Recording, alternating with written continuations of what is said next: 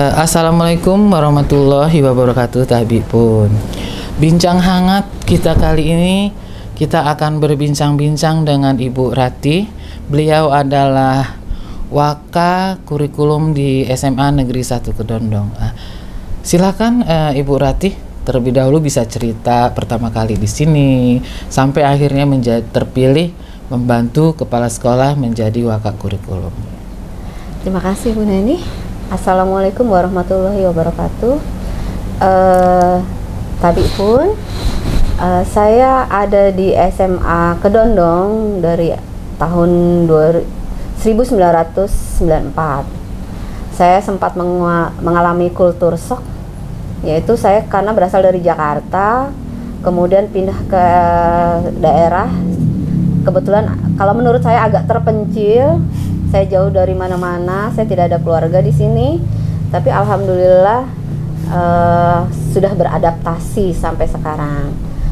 Saya mengajar kimia dari 94 sampai sekarang masih mengajar kimia, sempat mengajar matematik, kemudian mengajar biologi di awal-awal tahun. Nah, tapi sekarang sudah khusus di kimia. Pada tahun 2020 saya diminta membantu Pak Bayu untuk menjadi Waka Kurikulum. Demikian. Ya, sekarang kan menjadi Waka Kurikulum. Nah, program-programnya Ibu Rati sebagai Waka untuk di sekolah ini, terutama di bidang kurikulum, bisa dijelaskan? Di awal-awal tahun saya masih belajar karena saya nol besar. Kemudian sekarang mulai memahami bahwa tugas-tugas kurikulum diantaranya adalah mengkoordinir tugas guru-guru, kemudian siswa di kelas juga dikoordinir dengan cara guru-gurunya agar masuk ke kelas, kemudian termasuk kerapihan dari guru-guru, kemudian perangkat belajar dari guru-guru, kemudian manajemen dari guru-guru dalam pembelajaran, itu juga masuk dalam pengawasan saya. Dan biasanya ada saat perangkat tersebut dikumpulkan di saya, dan nanti akan ada supervisi di tiap tahun 2 kali, yaitu di bulan November dan di bulan Mei. Nah, pada saat itulah diperiksa perangkat-perangkatnya, kelengkapan perangkatnya. Sebenarnya perangkat tersebut dikumpulkan di awal belajar, kemudian diperiksa, kemudian saya conteng, kemudian pada saat supervisi dikeluarin lagi untuk dipegang oleh guru-guru tersebut. Kemudian ada tim supervisi untuk supervisi di tiap tahun tersebut.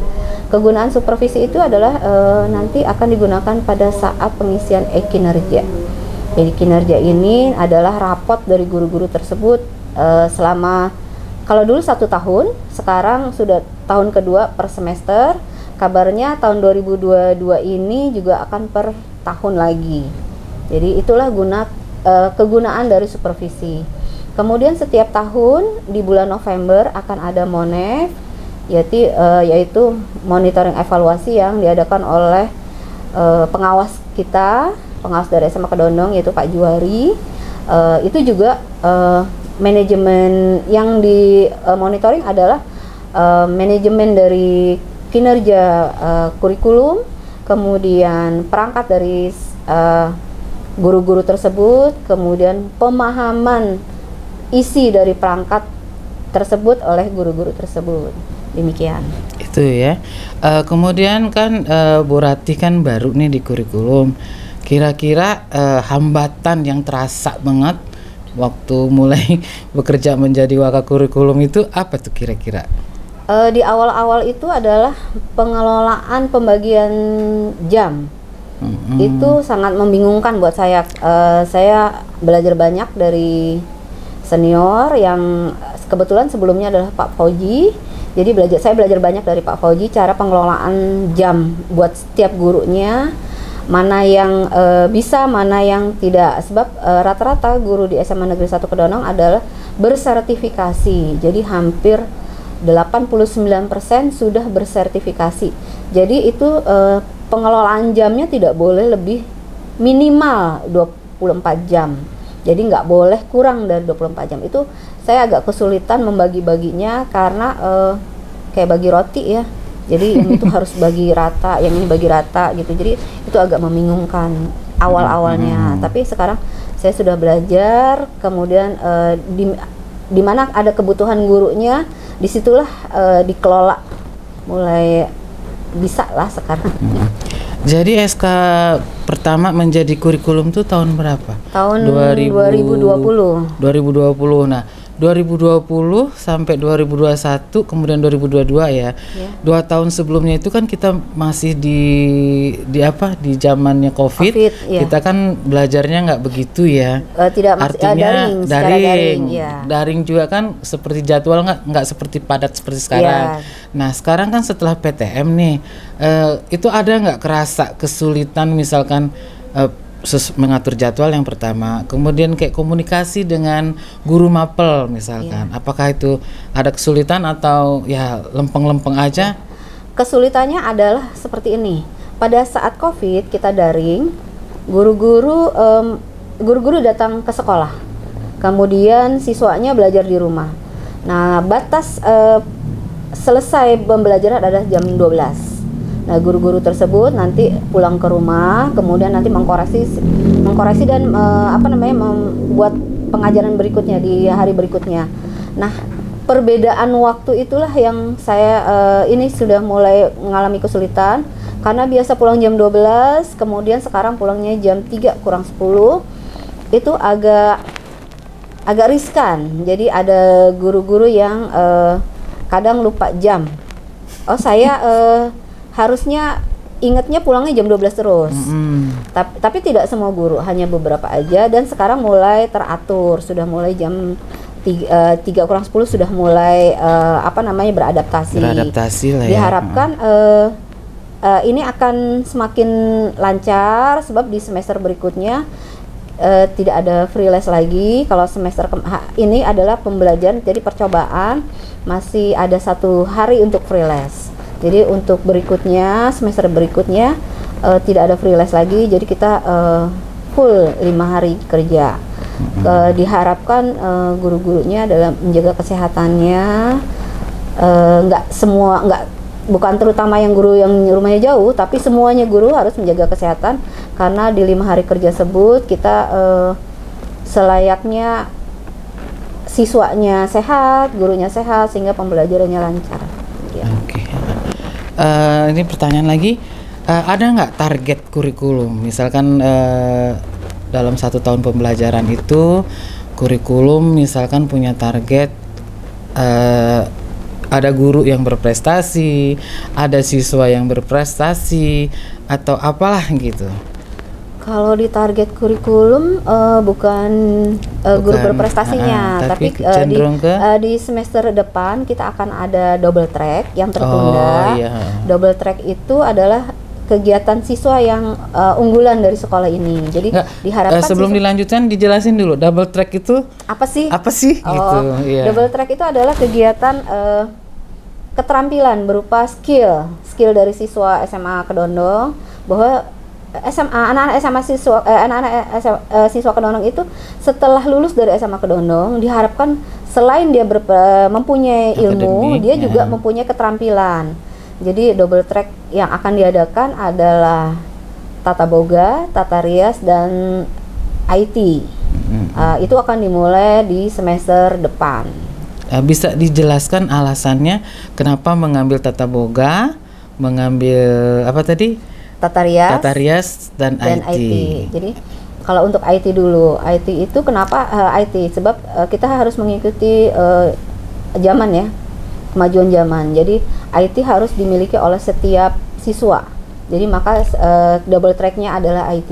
Kemudian tata rias. Kita tahu sendiri siswi-siswi SMA Negeri Kedondong itu sangat potensial dalam tata rias.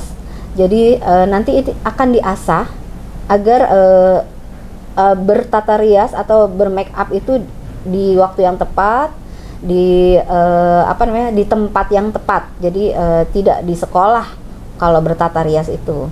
Kemudian tata boga siswa-siswi Kedondong ini potensial juga. Mereka banyak yang memiliki keahlian di masak, tapi kurang terasah. Jadi nanti diharapkan siswa di SMA Kedondong bisa nantinya membuka usaha di bidang tata boga seperti itu. Nanti pengajarnya ambil dari mana? Apakah dari dalam intern SMA Kedondong atau dari tempat lain? Kebetulan ini karena yang masih pertama, setiap skill itu mungkin siswanya pilihan. Jadi tidak satu angkatan karena keterbatasan alat juga. Diharapkan siswa atau siswi yang terpilih itu nanti menularkan ilmunya ke temennya. Jadi kebetulan pengajarnya kita ambil, ada yang dari pengajar luar, kemudian ada juga ngambil dari pengajar kita. Dan waktunya itu nanti kita tidak menggunakan waktu belajar, tapi di hari Sabtu. Seperti itu. Nah, kemudian sekarang nih lagi ngetren kurikulum merdeka. Iya. Kemudian di SMA Negeri 1 Kedondong ini apakah sudah mulai merintis ke arah sana atau kita masih fokus ke K13? Oke. Sebenarnya kurikulum merdeka ini diharapkan kemarin semester tahun ini kita sudah menggunakan kurikulum merdeka. Ternyata kurikulum merdeka tidak semua bisa sekolah menggunakan kurikulum merdeka untuk di Pesawaran ini. Jadi hanya sekolah-sekolah tertentu yang ditunjuk untuk contoh. Contoh. Nah, di tahun depan SMA Negeri 1 Kedondong akan menggunakan kurikulum mereka, yaitu Merdeka Mandiri. Oh, Merdeka Mandiri. Jadi implementasi ya belum penuh ya. Belum penuh. Jadi kita kalau tahu-tahu mandiri berbagi kita agak berat karena kita masih belajar. Kalau misalnya kalau udah di tahun kedua mungkin kita bisa mengajukan ke mandiri berbagi. Oh, jadi kita berproses ya ke arah situ. Ya. Karena lingkungan kita tidak sama seperti yang lain. Ya, lingkungan ini kita nih kebetulan siswa-siswinya tidak bisa dilepas. Jadi harus tetap dibimbing. Itu agak berat kalau berbagi. Kalau berbagi kan kita sudah bisa siswanya dilepas, lalu mereka langsung memberdayakan dirinya sendiri. Sedangkan kalau di SMA Kedondong siswa-siswinya masih perlu dibimbing maksimal. Tapi harapan kedepannya kita bisa berbagi. Berbagi Jadi, dulu. Sekarang kan mandiri, kemudian diharapkan berbagi. Oh gitu. Yang terakhir ini ada pesan-pesannya buat rekan-rekan guru di SMA Kedondong, karena ibu kan bersinggungan langsung dengan guru-guru dengan apa yang mereka lakukan. Ya. Pesan-pesan saya adalah bahwa satu, saya harapkan guru-guru SMA Negeri 1 Kedondong harus menjaga kesehatan, makan cukup, istirahat cukup, sehingga kalau di dalam tubuh yang sehat bisa mengajar maksimal. Kemudian di setiap sekolah itu tidak ada yang namanya siswanya bagus semua. Jadi saya harapkan guru-guru yang kedapatan siswa yang tidak bagus dalam artian luar biasa, itu merupakan ladang amal buat ibu-ibu, bapak-bapak sekalian untuk membina mereka. Diharapkan setelah pembinaan dari ibu bapak, mereka berubah menjadi lebih baik. Itu pesan buat rekan-rekan guru. Iya. Nah, sekarang pesan-pesan buat anak didiknya. Oh, pesan-pesan buat anak-anakku, kalian harus menjaga kesehatan. Dengan menjadi sehat, kalian bisa menjadi apapun. Itu aja. Itu aja. Oke. Demikian kita bincang hangat kali ini dengan Ibu Ratih Dwi Wurdianti. Iya, Dwi Wurdianti. Sudah lama saya berkenalan tapi Dwi Wurdianti susah disebutkan. Jarang. Iya. Ini mudah-mudahan Ibu Ratih kedepannya akan bisa lebih maksimal lagi mengelola manajemen di mengelola manajemen khususnya kurikulum di SMA Negeri 1 Kedondong. Demikian Bu Rasti, terima kasih untuk bincang-bincangnya. Sehat selalu seperti harapan Bu Rati. Terima kasih. Terima kasih. Ya.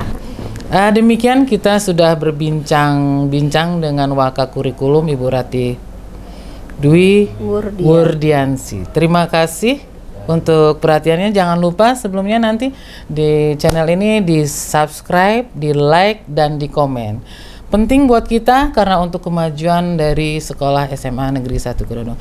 Terima kasih untuk perhatiannya. Wassalamualaikum warahmatullahi wabarakatuh.